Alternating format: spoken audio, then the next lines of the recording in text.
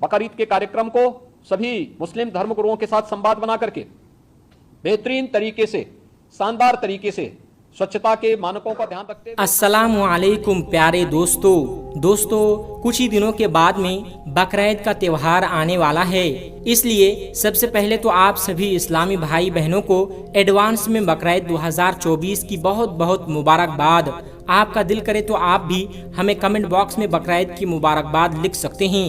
आज की इस वीडियो में हम आपको बकरीद के बारे में कुछ ऐसी जानकारी देने वाले हैं जिनके बारे में हर मुसलमान को मालूम होना बहुत ही ज्यादा जरूरी है। जैसा कि बकरीद पर किस इंसान को कुर्बानी करना जरूरी है और किस इंसान के लिए कुर्बानी करना जरूरी नहीं, और उसके साथ साथ आपको यह भी बताने वाले हैं कि हाल ही में उत्तर प्रदेश के मुख्यमंत्री योगी आदित्यनाथ ने बकरीद को लेकर क्या बयान जारी किया है और इस बार बकरीद पर कौन कौन सी पाबंदियां लगाई गई है, जिनके बारे में जानना आप सभी के लिए बहुत ही ज्यादा जरूरी है। इसीलिए आज का ये वीडियो आप सभी के लिए बहुत ही ज्यादा खास है। आप इसको आखिर तक जरूर देखें और शेयर भी कर दें ताकि तमाम लोगों के पास ये जानकारी पहुंच सके। तो चलिए दोस्तों शुरू करते हैं। दोस्तों, बकरीद का त्यौहार जिलहिज्जा की 10, 11 और 12 तारीख को मनाया जाता है। ईद उल अजहा के बाद में ये इस्लाम का दूसरा सबसे बड़ा त्यौहार है। ये त्यौहार सुन्नत इब्राहिमी और ईद कुर्बा के नाम से भी जाना जाता है। जिस तरह से ईद उल फितर रोजे रखने की खुशी में मनाया जाता है, इसी तरह ईद उल अजहा हज पूरा होने की खुशी में मनाया जाता है। ईद उल अजहा के दिन सभी मुसलमान भाई सबसे पहले ईदगाह जाते हैं, ईद की खास नमाज पढ़ते हैं। उसके बाद में वो अपने अपने घरों को जाकर अपने पाले हुए जानवरों की कुर्बानी करते हैं। याद रखें, बकरीद पर अल्लाह तबारक व तआला की रजा के लिए कुर्बानी करना बहुत ही बड़ा सवाब का काम है, और जो शख्स बकरीद के मौके पर अल्लाह की राह में कुर्बानी देता है तो वो बड़ा ही खुश नसीब होता है। मगर उसके साथ साथ आपको इस बात को भी याद रखें कि जिन लोगों पर कुर्बानी वाजिब है और फिर भी ईद उल अजहा के दिन सभी मुसलमान भाई सबसे पहले ईदगाह जाते हैं, ईद की खास नमाज पढ़ते हैं। उसके बाद में वो अपने अपने घरों में जाकर अपने पाले हुए जानवरों की कुर्बानी करते हैं। याद रखें, बकरीद पर अल्लाह तबारक व तआला की रजा के लिए कुर्बानी करना बहुत ही बड़े सवाब का काम है, और जो शख्स बकरीद के मौके पर अल्लाह की राह में कुर्बानी देता है वो बड़ा ही खुश नसीब होता है। मगर उसके साथ ही आपको इस बात को भी याद रखें कि जिन लोगों पर कुर्बानी वाजिब है और फिर भी अगर वो लोग फराइज के मौके पर कुर्बानी नहीं करते तो ऐसे लोग सख्त गुनहगार होते हैं। मगर यहाँ पर कुछ लोगों का ये मानना है कि अगर कुर्बानी करना सिर्फ ऐसे ही लोगों पर वाजिब है जो अच्छे खासे पैसे कमाने वाले होते हैं, यानी कि जिनके पास में गाड़ी बंगला होता है, जिनके पास बहुत सारी प्रॉपर्टीज होती है, यानी कि जो लखपति और करोड़पति होते हैं, ऐसे लोगों को यह कुर्बानी करना जरूरी होता है। यही नहीं, कुछ लोगों का तो यह भी मानना होता है कि कुर्बानी सिर्फ उन्हीं लोगों पर वाजिब होती है जिन्होंने हज किया है, यानी कि जो लोग हाजी हैं सिर्फ उन्हीं को कुर्बानी करना जरूरी होता है। मगर हम आपको बता दें कि यह सब बातें गलत और मन गढ़ंत है। इस्लाम में इन बातों का कोई भी लेना देना नहीं है। याद रखें, कुर्बानी हर उस शख्स पर वाजिब होती है जो साहिब निसाब होता है। ऐसे शख्स पर हर साल कुर्बानी करना वाजिब होता है। उसे हर साल अपने नाम से बकरीद के मौके पर कुर्बानी करना जरूरी होता है। अगर ऐसा शख्स कुर्बानी नहीं करता तो वो शख्स सख्त गुनहगार होगा। दोस्तों, अब आप सोच रहे होंगे कि यह साहिब निसाब क्या होता है, तो हम आपको बता दें कि साहिब निसाब उसको कहते हैं जिसके पास में 7.5 तोला सोना या 52.5 तोला चांदी होती है, या फिर उसकी कीमत की रकम, यानी कि जितनी रकम 7.5 तोला सोना या फिर 52.5 तोला चांदी के बराबर रकम होती है, तो उसके पास अगर यह सब मौजूद होता है तो वो साहिब निसाब होता है, और फिर ऐसे शख्स पर कुर्बानी वाजिब हो जाता है। यानी कि फिर ऐसे शख्स के लिए कुर्बानी करना बहुत ही ज्यादा जरूरी होता है। उसका मतलब यह है कि कुर्बानी करना सिर्फ उन्हीं लोगों पर वाजिब नहीं, यानी कि सिर्फ वो बकरीद पर कुर्बानी करना जरूरी होता है जो लोग कुर्बानी करने की ताकत और माल रखते हैं। इसका मतलब यह है कि बकरीद पर गरीब लोगों को कुर्बानी करना जरूरी नहीं, जिनके पास में मालो दौलत ना हो। ऐसे लोग कुर्बानी ना भी करें तो उन्हें कोई भी गुनाह नहीं होता। मगर दोस्तों, इन सब के बावजूद आप इस बात का भी जरूर ख्याल रखें कि जिस तरह से हम मुसलमान कुर्बानी को लेकर हर सुन्नत पर अमल करते हैं, इसी तरह से हम सबको सरकार की तरफ से बनाई गई गाइडलाइन का भी जरूर पालन करना चाहिए, ताकि हम पर किसी भी तरह की कोई आफत या मुसीबत ना आने पाए। इसीलिए आप सबसे गुजारिश है कि इस बार बकरीद के मौके पर जो भी गाइडलाइन आए हैं, आप उसका जरूर पालन करें, यानी कि आप इसको बिल्कुल भी अनदेखा ना करें। इसका मतलब यह है कि आप बकरीद मनाते वक्त कोई भी ऐसी गलती ना करें जो सरकार की गाइडलाइन के खिलाफ हों और जिसकी वजह से आप अपने साथ और अपने घर वाले और अपने परिवार को भी मुसीबत में धकेल दें और फिर आपको जिंदगी भर पछताना पड़े। आप ऐसी कोई भी गलती इस बकरीद के मौके पर ना करें। दोस्तों, जैसा कि आप सब जानते हैं कि कुर्बानी करना हजरत इब्राहिम अलैहिस्सलाम की सुन्नत है, जिसको अल्लाह तबारक व तआला ने हम मुसलमानों पर वाजिब किया है। इसीलिए हर साल बकरीद के मौके पर हर मुसलमान कुर्बानी करना चाहता है। मगर अब सवाल ये है कि बकरीद के मौके पर मुसलमान पानी किस तरह से करें। मगर अब यह सवाल है कि बकरीद के मौके पर मुसलमान कुर्बानी किस तरीके से करें, यानी कि कौन से जानवरों की कुर्बानी करें और ऐसे कौन से जानवर हैं जिनकी कुर्बानी मुसलमान ना करें, और कुर्बानी के बाद में कुर्बानी के गोश्त का क्या किया जाए और जानवरों के खून और खाल का इंतजाम क्या किया जाए। इन तमाम बातों के बारे में सीरत की किताबों में तफसील के साथ बयान किया गया है।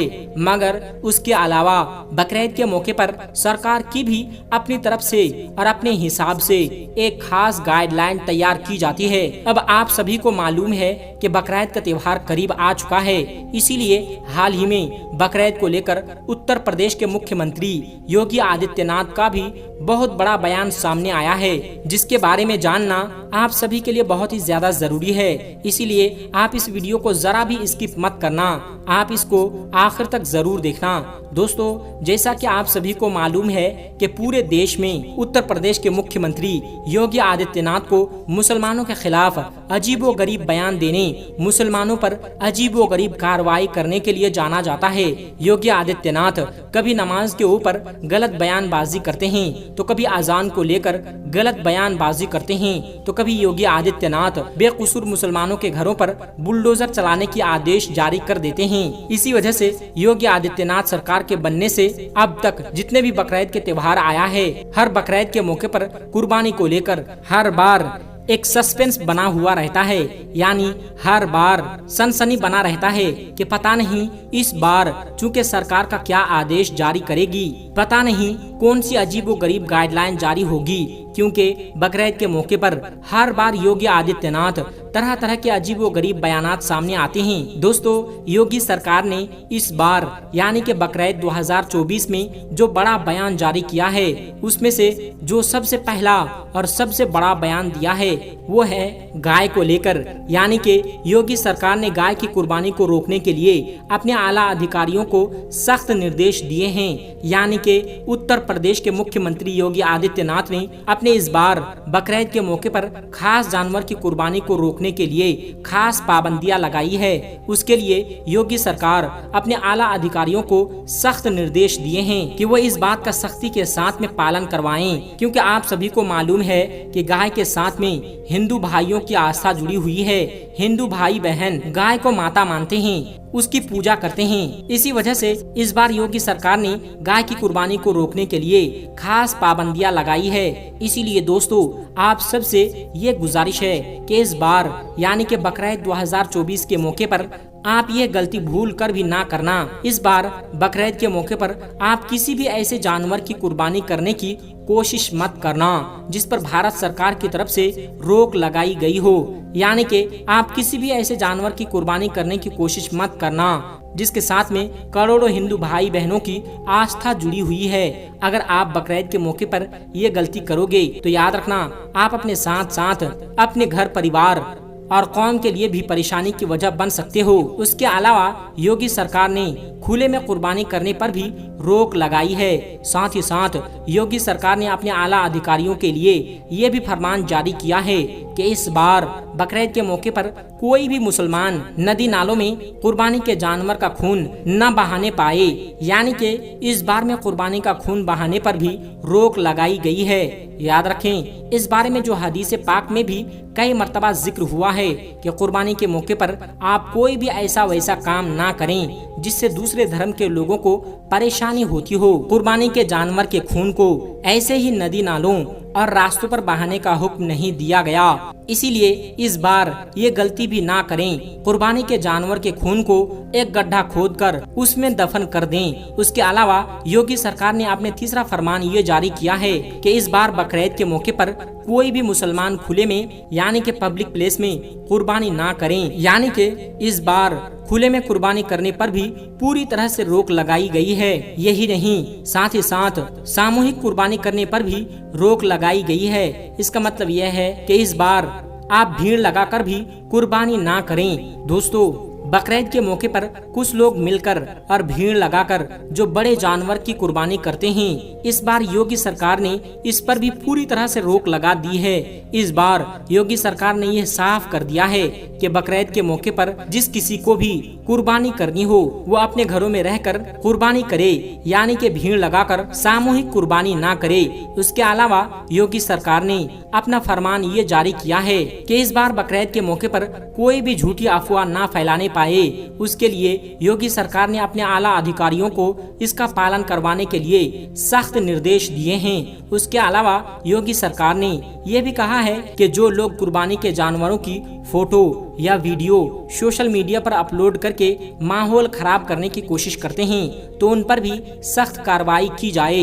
इसीलिए दोस्तों, इस बार बकरीद के मौके पर आप ये भी गलती ना करें, भूल कर भी कुर्बानी के जानवरों की कोई भी फोटो या वीडियो सोशल मीडिया पर अपलोड ना करें, किसी भी तरह का कोई दिखावा ना करें। याद रखिए, कुर्बानी सिर्फ और सिर्फ अल्लाह तबारक व तआला की रजा के लिए की जाती है, किसी दिखावे के लिए नहीं की जाती। इसीलिए आप कुर्बानी के जानवर की फोटो या वीडियो सोशल मीडिया पर अपलोड करके कुर्बानी के जानवर की बेहुरमती ना करें। कुर्बानी सिर्फ और सिर्फ अल्लाह की रजा के लिए और पूरे अखलाक के साथ करें। दोस्तों, इस बार यानी बकरीद 2024 पर आप ये गलतियां भूल कर भी ना करें। आप इन बातों का जरूर पालन करें। और दोस्तों, आप सबसे यह भी गुजारिश है कि इस वीडियो को लाइक करके और अपने जान पहचान मुसलमानों तक जरूर शेयर करें ताकि उसको भी यह बातें मालूम हो सके।